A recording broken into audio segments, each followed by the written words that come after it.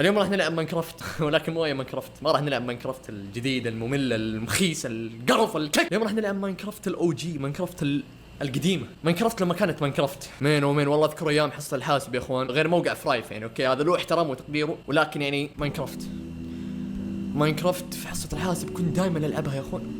ماينكرافت يا اخوان يعني ما حد مهتم. اوكي ما حد مهتم. اوكي نخش اللعبه يعني.